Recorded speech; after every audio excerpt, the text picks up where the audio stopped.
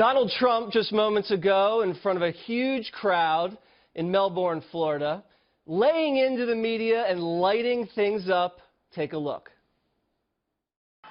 I also want to speak to you without the filter of the fake news.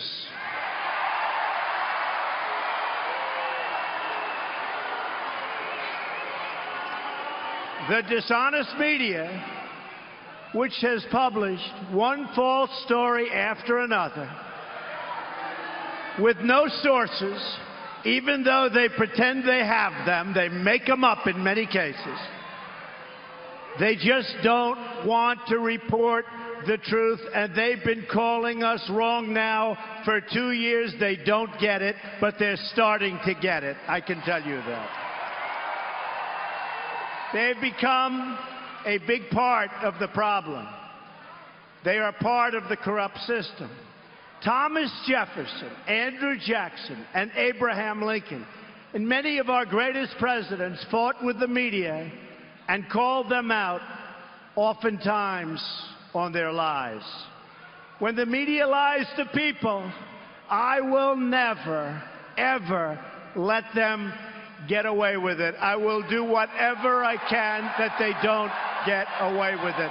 They have their own agenda, and their agenda is not your agenda. So Donald Trump is basically saying the media is not on your side, and he is aligning himself with the people.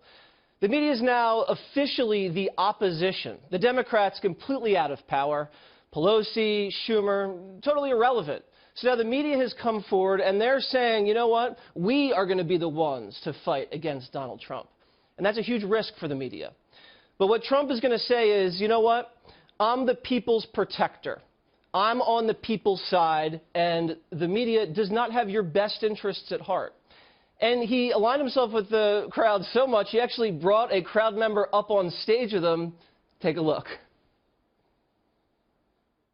Hop over the fence. Come on. He can do it. This guy's in good shape. Look at him. Look at this guy. Come on. This guy is great. Don't worry about him. No. Come here. Pick it up. Come on up. Come on. Come here. Come on. So the bottom line is, the media is the enemy, and the rest of the country is on Trump's side. And he's actually called them the enemy. We have one of his latest tweets right here saying, quote, the fake news media, failing New York Times, NBC News, ABC, CBS, CNN, is not my enemy. It is the enemy of the American people. And that has gotten the press so crazy, they don't know what to do with themselves. And even Republicans are upset by this. John McCain speaking to NBC News here.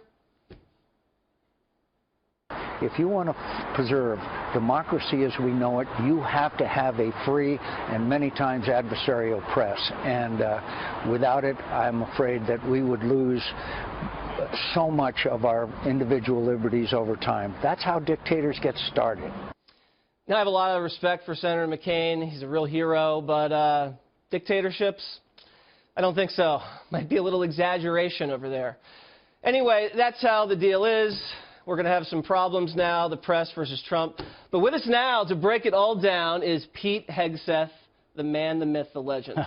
So I believe the media enjoys being the enemy because it's always about themselves. They're very self-centered, and they love to play the victim card. But the worrisome thing for me is that they are going to play this so voraciously and attack so much, it's going to reinforce the idea that they're the enemy so much in the public's head that they're never going to be able to recover from this. Of course not. They've already done that to themselves. Right. They deem the end of the republic at hand, which right. plays into Trump's hand. He's saying, no, I'm merely trying to do what the people sent me to Washington to do, right. and you're at every stop going to tell me that I'm wrong.